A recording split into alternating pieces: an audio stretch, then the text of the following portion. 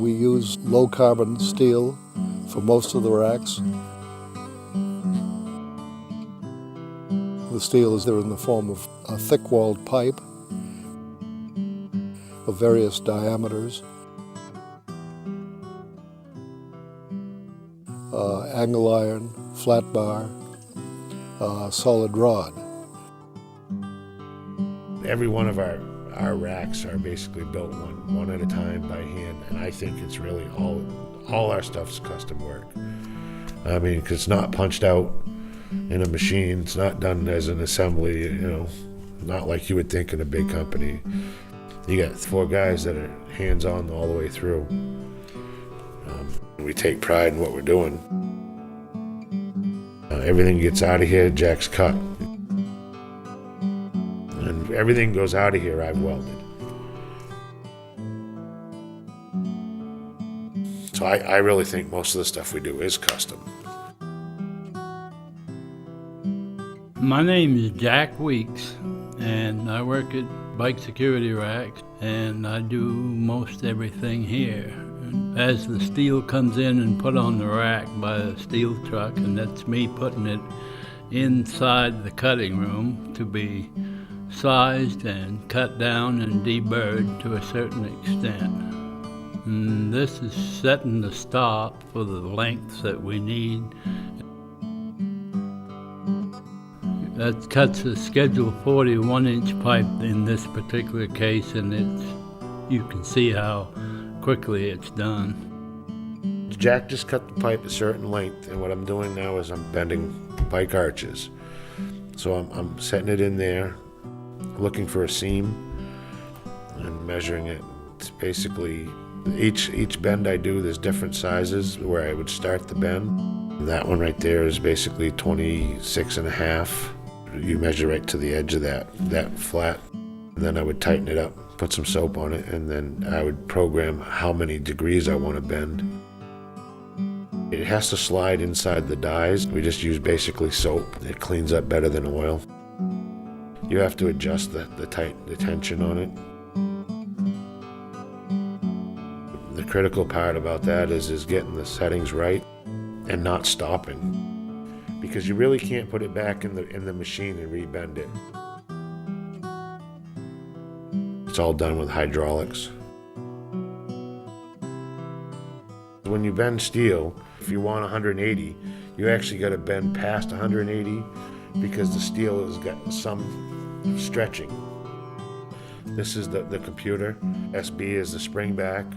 I'm over bending 17 degrees. I'm Stephen Patton. Right now I'm deburring the parts for the security caps. You pretty much just grind down the edges and take off all the loose metal and make sure everything's pretty safe for people to handle. And now this is the iron worker, where in the past, before we got this, we had to drill all the holes. And this machine here has saved us lots of time, because it's just a matter of setting the stop and stepping on the pedal, and it punches a hole, and I do a lot of that. You put it together in the jig and tack it together so it holds well for the weld.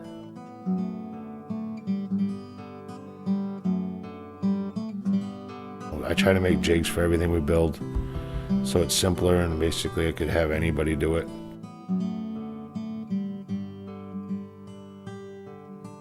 With this type of welding, the inner shield is actually like a flux is on the outside of the wire.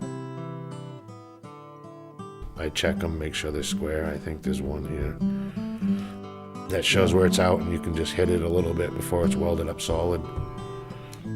If they're not square, they don't fit in the pipe.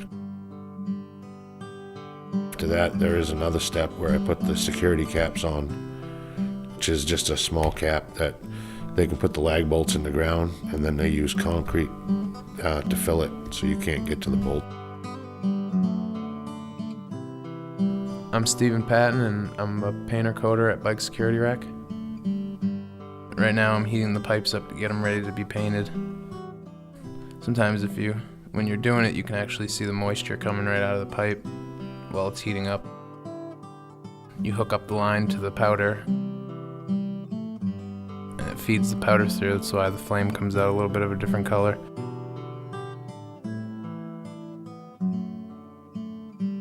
The powder that's shooting out of it's actually like melting as it's going on. And then you just do a slow trail down the side. Usually the first trail's the slowest. You gotta get it all just right. The galvanized pretty much protects the steel from rusting. It'll keep it it's a lot stronger than the actual powder coat. The lighter the color, the harder they are to paint. It all really varies on the customer and what they're looking for, or what they want to match up for color schemes and whatnot. I've seen a few whites, lighter colors, light blue. Pretty much just putting bubble wrap on it and wrapping it up with some like saran wrap material. We pretty much do that to protect the bike racks from getting dings and scratches in them and shipping and whatnot, so they're safe on the truck, so that we have some happy customers in the end. I've been working here at Bike Security 13 years, and I take pride in what we build, and I think it's definitely heavy duty.